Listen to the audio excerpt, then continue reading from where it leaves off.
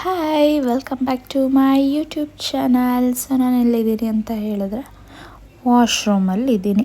So ಒಳ್ಳೆ mirror ಇತ್ತು. So mirror ನೋಡಿದ ತಕ್ಷಣ ಸುಮ್ಮನೆ ಇರೋಕ್ಕಾಗತ್ತಾ? ಇರೋಕ್ಕಾಗಲ್ಲ. ಸೊ ಅದಕ್ಕೋಸ್ಕರ ಸುಮ್ಮನೆ ವೀಡಿಯೋ ಮಾಡಿಕೊಂಡೆ. ವೀಡಿಯೋಸ್ ಎಲ್ಲ ಚೆನ್ನಾಗಿ ಬಂತು. ಸೊ ಅದಕ್ಕೆ ಪೋಸ್ಟ್ ಮಾಡ್ತಾಯಿದ್ದೀನಿ. ನೋಡಿ ಶಂಕರ್ ನಾಗ್ ಅವರಿದ್ದಾರೆ ಬ್ಯಾಕ್ ಸೈಡು.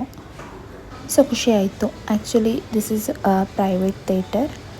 ತುಂಬ ಅಂದರೆ ತುಂಬ ಚೆನ್ನಾಗಿತ್ತು ಎಕ್ಸ್ಪೀರಿಯೆನ್ಸು. ಈ ಥರ ಫಸ್ಟ್ ಟೈಮ್ ಎಕ್ಸ್ಪೀರಿಯೆನ್ಸ್ ಮಾಡ್ತಾ ಇರೋದು ಪ್ರೈವೇಟ್ ಥಿಯೇಟರು. ಬಟ್ ಕಾಸ್ಟ್ಲಿ ಅಂದರೆ ತುಂಬ ಕಾಸ್ಟ್ಲಿ.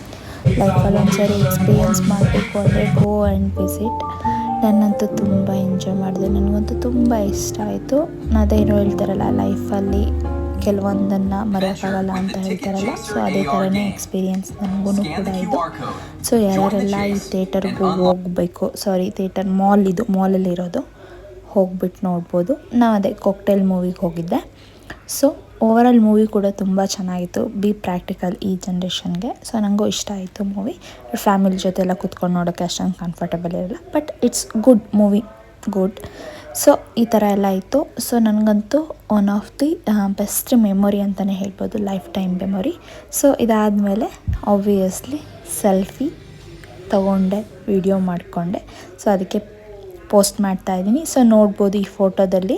ಸೊ ನನಗಂತೂ ಕನ್ನಡದವ್ರ ಫೋಟೋಸ್ ಎಲ್ಲ ನೋಡಿಬಿಟ್ಟು ನಂಗೆ ತುಂಬ ಅಂದರೆ ತುಂಬ ಖುಷಿ ಆಯಿತು. ಸೊ ಯಾರ್ಯಾರೆಲ್ಲ ಒಂದು ಸರಿ ಎಕ್ಸ್ಪೀರಿಯೆನ್ಸ್ ಮಾಡಬೇಕು ಮಾಡ್ಬೋದು. ಸೊ ಕಾಸ್ಟೆಲ್ಲ ನೋಡಿ ಅಪ್ಡೇಟ್ ಮಾಡಿದ್ದೀನಿ. ಸೊ ನನಗಂತೂ ತುಂಬ ಖುಷಿ ಆಯಿತು. Love you all, bye.